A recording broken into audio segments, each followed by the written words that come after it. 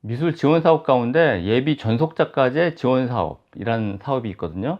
문체부랑 예술경영지원센터에서 작가한테 안정적인 창작 환경을 제공하고, 그러니까 갤러리한테는 작가 발굴을 지원하는 프로그램이에요. 근데 이 지원 내용의 항목 가운데 그 비평 지원이라는 게 있습니다. 그러니까 지원받은 작가랑 갤러리에 그 비평을 지원해 주는 거예요.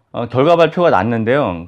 제가 비평을 지원하게 된 작가가 대구에서 활동하고 있는 이우림이라는 작가거든요. 그리고 그 작가가 소속된 화랑이 부산 베이스인 갤러리 이배입니다. 저랑 매칭된 작가 이우림의 경우는 2018년도 대구 예술발전소에 입주 작가로 계실 때 제가 가서 잠깐 만난 적이 있었고, 2019년도에 울산에서 100호 이상의 대작을 전시할 공간을 지원해주는 특급 소나기라는 기획전이 있었어요. 근데 그때 이분이 초대 작가로 초대가 됐고, 저는 다른 작가를 추천해서 같은 공간에서 만난 인연이 있습니다. 정물화의 질감을 가진 인물화의 장식가치. 이 문장이 제가 이우림 회화를 정리한 문장인데요. 이우림 회화에는 반복적으로 등장하는 구성, 도상, 그리고 제목이 있습니다.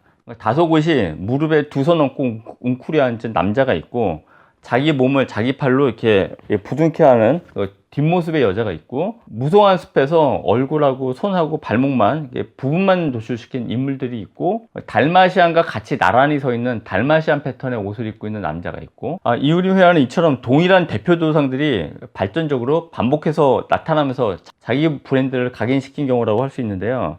이 대표 도상들 서너 개가 이 고정적인 제목 몇 개 번갈아 가면서 등장하면서 이렇게 출연을 합니다. 그러니까 산책, 몽, 꿈속에서 이 세 제목이 이우리묘에서 굉장히 반복적으로 등장하는 제목들인데, 그렇다고 해서 특정 제목하고 특정 도상이 이게 매칭되는 건 아니에요. 어떨 때는 이 제목과 어떨 때는 요 제목과 매칭돼 가지고 나타나기도 해요. 그리고 그림 속에 등장하는 그림 속의 요소들이 상호 연관성 없이 각자 단독자로서 존재하는 것처럼 보입니다.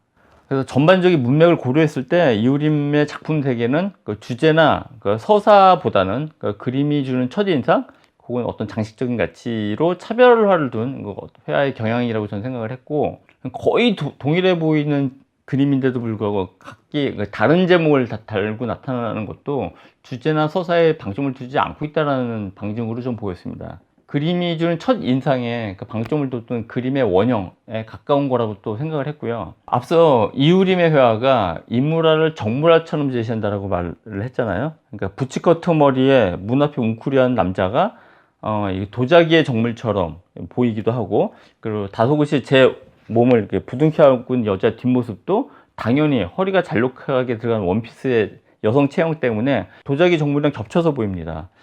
더더군다나 이게 무표정한 등장인물이 청회색, 그러니까 회색 피부를 갖고 있기 때문에 무기체 정물처럼 보여요. 이에 더해서 몸통을 꽃무늬로 채웠던 그림들이 있는데, 2019년도 전에는 청화백자 문양으로 대체가 되거든요. 그러니까 보다 더 정물화의 특징에 가깝게 되는 거죠. 화면 속에 등장하는 그림자도 독자적인 조형적 가치를 지닌 것처럼 보입니다. 그래서 예를 들어서 호랑이가 있는 풍경 같은 경우는 그림 주인공 격인 그 빨간 백자 문양을 몸통에 채운 호랑이 앞에 의자에 앉은 남성의 그림자가 드리워져 있는데, 다만 그림자가 있지 이 그림자가의 원형이 됐던 그 대상은 화면 속에 종족을 감추고 사라지지 않아요. 그러니까 그림자만 독자적인 존재감을 갖는 거죠. 주요 미술판에서 주요 전시들은 주제 과잉을 이렇게 남발하고 있습니다. 제가 이번 주에 서울 미디어시티 비엔날레에 갔다 왔는데 역시 심각한 사회 문제를 열심히 다루고 있더라고요.